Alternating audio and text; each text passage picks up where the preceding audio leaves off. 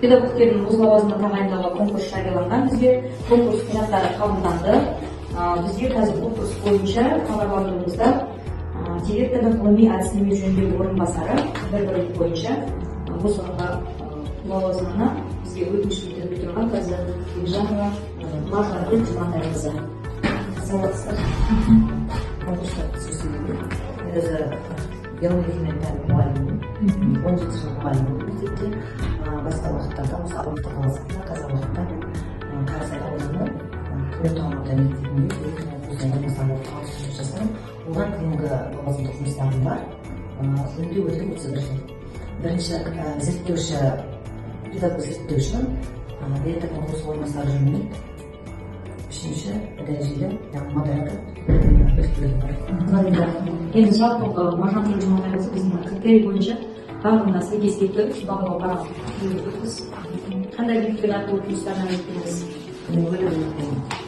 Менеджмент бойынша ма? Екінші менеджмент бойынша курстар келесіздер. Бесінші стадиядегі қазір бізде қоғамдық сол бойынша Осы стадия бойынша мен мұғалімдердің басқарушылығының директорының құрылыс орынбасары болдым. Бізде оған өзіміздің арамызда өткен мұғалімдер болды. Сол кісілер бізде мұғалімдерді топтастыра отырып, бізде жұмыс ай сайын мектеп бойынша бастаушылардың ішінде төменгі бір көрсеткен балаларға бір қасап солар арамызда сол сабақты зерттейміз.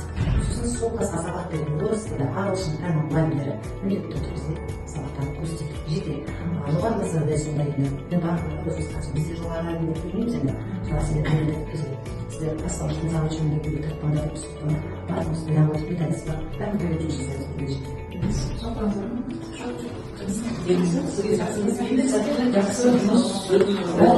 Тарих пәнінің мұғалімі бойынша бос лауазымға конкурс жарияланған. Тұрақты жұмыс орнына Мен Ахметова Самал Серікқызы, 4 жыл 5 ай стажы бар. Тарих пәнінің мұғалімі болып істеймін, магистрантпын. 10 күнді категория жоқ, ешқандай категория енді алып берді. Турциядан 10 күн стажировка өткенмін. Осы тарихқа байланысты қазір тарих пәнінде цифрлық технологияларды мамандандым. Магистр болып жүрді. Қазақ атындағы ұлттық қазақ педагогикалық университетіне бакалаврдың магистрінде еңбек өтіліңізді қай мектепте бастадыңыз? Абай атындағы орта мектеп гимназиясы Қаскелең қаласы тарихтан мұғалім болып. Қай курста болдыңыз? Өрлеуден цифрлық құзыреттілікті, педагогтердің цифрлық құзыреттілігін арттыру, содан кейін повышение квалификации, біліктілікті арттыру курсының өтуін. Жалпы Абай орта мектеп гимназиясында тарих пәнінен қанша жүктемемен сабақ бердіңіз? 16 жүктемемен сабақ бердім. Сосын бір ставка дело производительного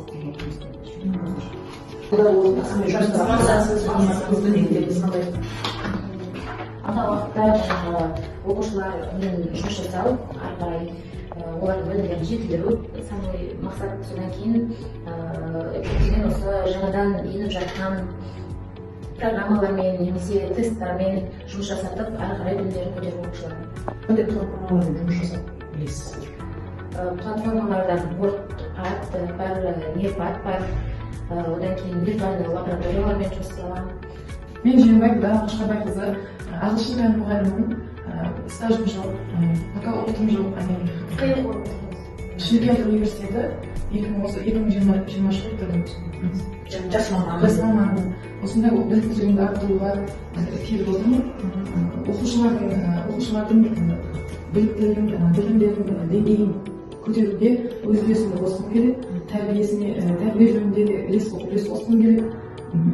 Университеттегі алған білімімді оқушыларға жоғары деңгейде жеткізуге тырысамын. Өзімнің де біліктілігімді әртүрлі курстарға қатысып, әртүрлі деңгеймен көтеруге тырысамын. Бізде қазір осы білім саласында әртүрлі платформалар бар.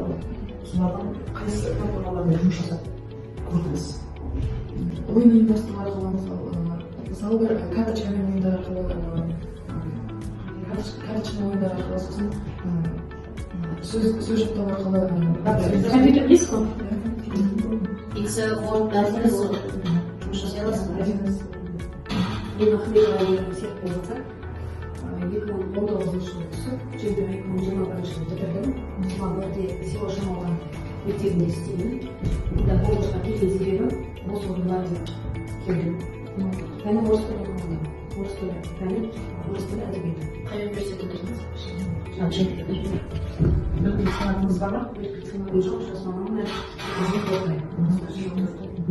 Қандай біліктілік қай курсты оқушыларымыз? Курстан 5 өттім. Шарталы курстар. Орыс тілі пәні бойынша, иә? Орыс тілі пәні бойынша. Ал қойған қандай мақсаттарымыз бар? Алға қойған мақсатым осы мектепте білім беру саласында жұмыс істеп, өзімді дамыту.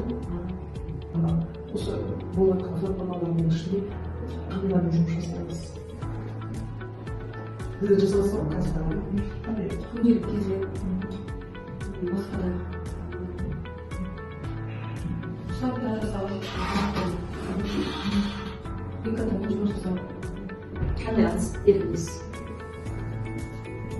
Істеп қойып, мен өзім ұстам ерлік Қандай қолданылғаныңыз?